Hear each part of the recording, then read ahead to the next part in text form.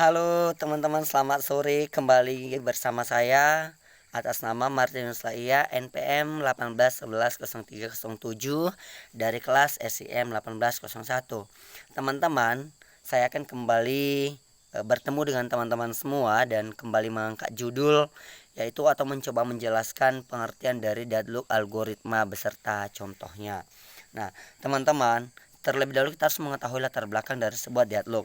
Latar belakang dari sebuah deadlock adalah menggantungkan program atau lebih populer biasa disebut yaitu komputer hang yang kerap kali terjadi.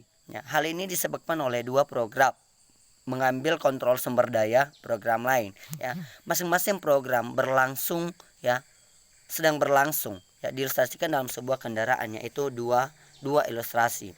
Yaitu dalam sebuah kendaraan di jalan, ketika kendaraan banyak di tengah jalan maka tidak ada yang mengalah dari tengah jalan itu, maka terjadi sebuah kemacetan. Itulah yang terjadi dalam sebuah deadlock.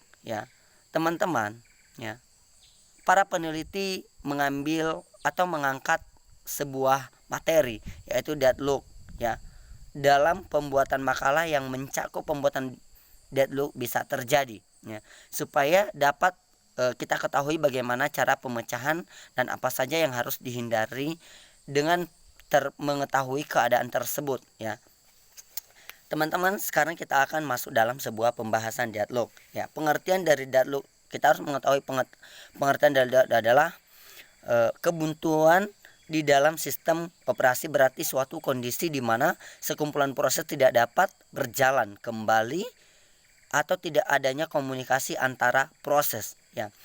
Adapun definisi yang dimiliki oleh deadlock adalah yaitu sekumpulan proses yang terblok, yang tiap proses tersebut memegang sumber daya dan menunggu untuk mendapatkan sumber daya yang dipegang oleh proses di dalam kumpulan tersebut.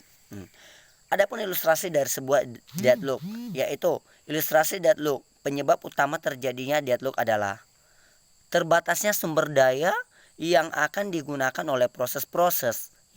Tiap proses berkompetisi untuk memperebutkan sumber daya yang ada. Maksudnya gini teman-teman, proses berlomba-lomba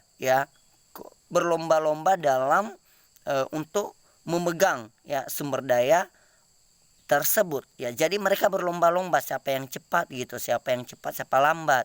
Nah, metode untuk menangani deadlock. Bagaimana cara kita atau menangani deadlock? Pada prinsipnya kita dapat menangani deadlock dengan beberapa cara. Yang pertama adalah menggunakan protokol. Maksudnya begini teman-teman, untuk pencegahan atau penghindaran deadlock, memastikan bahwa sistem tidak akan memasuki kondisi deadlock. Yang kedua, kita bisa mendeteksi terjadinya deadlock lalu memperbaikinya. Yang ketiga, kita juga bisa mengabaikan deadlock. Hal ini dilakukan pada sistem operasi berbasis unik. Nah, sekarang kita tiba pada pencegahan deadlock. Pencegahan deadlock yang pertama adalah masalah mutasi eksklusif kondisi ini. Kondisi ini dapat dilarang teman-teman jika aksesnya perlu bersifat spesial untuk satu proses. Yang kedua adalah masalah kondisi menunggu dan memegang penanggulangan deadlock dari kondisi ini lebih baik dan mengizinkan asal kita dapat memegang sumber daya untuk menunggu sumber daya lain. Kita dapat mencegah deadlock dengan cara yaitu dengan meminta semua sumber daya yang dibutuhkan sebelum proses berjalan. Tetapi masalahnya sebagian proses tidak mengetahui keperluannya sebelum ia berjalan. Jadi teman-teman, untuk mengatasi hal ini kita perlu mengetahui kita perlu menggunakan algoritma bunker. Hasil ini dapat terjadi adalah sumber daya yang harus dispesifikasikan dan kelaparan sumber daya. Yang ketiga adalah masalah lingkungan tunggu. Maksudnya begini teman-teman, masalah lingkungan tunggu ini yaitu masalahnya begini teman-teman. Masalah ini dapat ditangani oleh sebuah protokol yang menjaga agar sebuah proses tidak membuat lingkungan siklus yang dapat mengakibatkan deadlock dengan cara memberikan penomoran. Maksudnya harus seperti dalam sebuah antrian ya, antrian dari urutan pertama sampai seterusnya, jadi tidak boleh dilewati. Sekarang kita tiba pada starvation. Starvation maksudnya ini adalah perkembangan sistem komputer mendatang adalah menuju ke sistem multiprocessing, multiprogram, terdistribusi dan paralel yang mengharuskan adanya proses-proses yang berjalan bersama dengan waktu yang bersamaan. Nah, seperti penomoran tadi teman-teman, ya seperti penomoran tadi.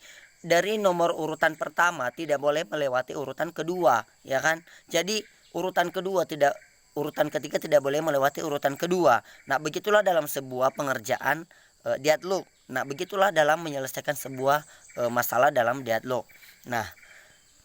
Nah, contohnya gini teman-teman, dalam pribadi kita, dalam pribadi saya dulu.